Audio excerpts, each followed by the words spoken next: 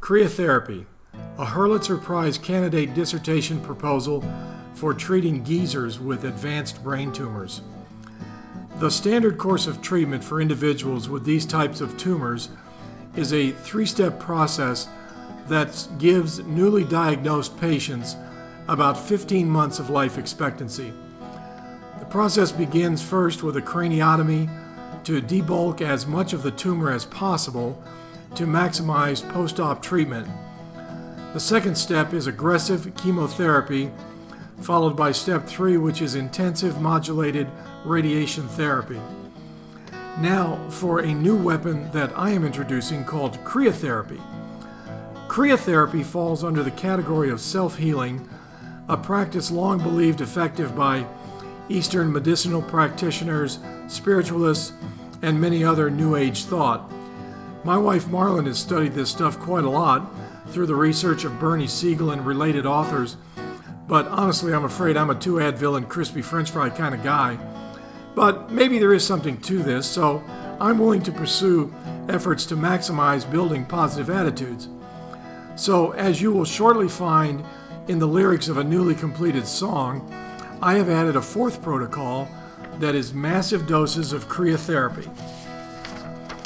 Now, according to Buckopedia, by the way, you won't get this stuff on Wikipedia, Creathaerapy is defined as the concentration of wicked amounts of creative energy targeted at and flowing at warp speeds at bad tissue growth, with the objective being to confuse and disrupt the tumor's ability to fertilize itself and render it suitable for flushing down nature's bio drain.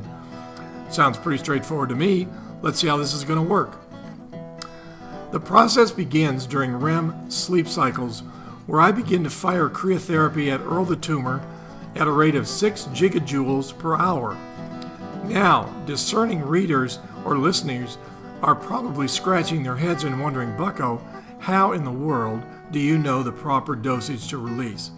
Well, that is an excellent question, and since I've had so much time to prepare for this discussion, I have a wide body of research to draw from. Creathaerapy dosages will vary by individual, but the generally accepted school of thought is that 6 gigajoules per hour is the effective balance point.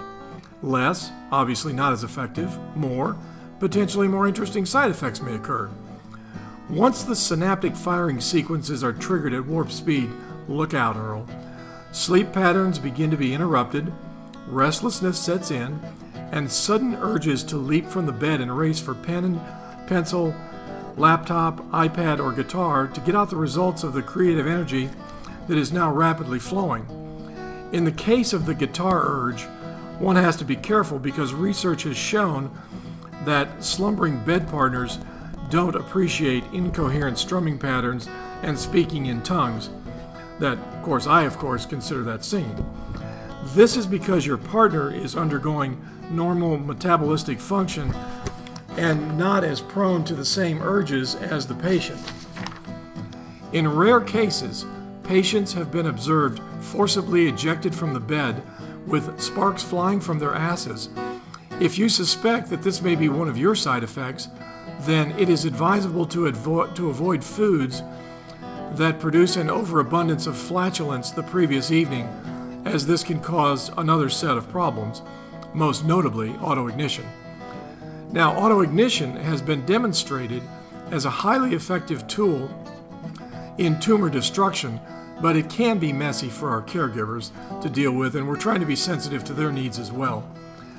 Now, let's explore the social benefits of Creathaerapy. First, it's free.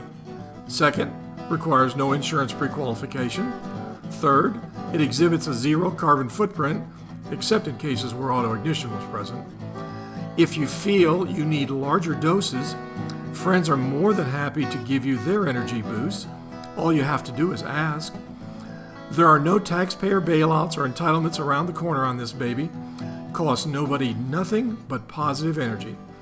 So keep building positive energy through Creathaerapy. It's the world's best medicine for both you and me.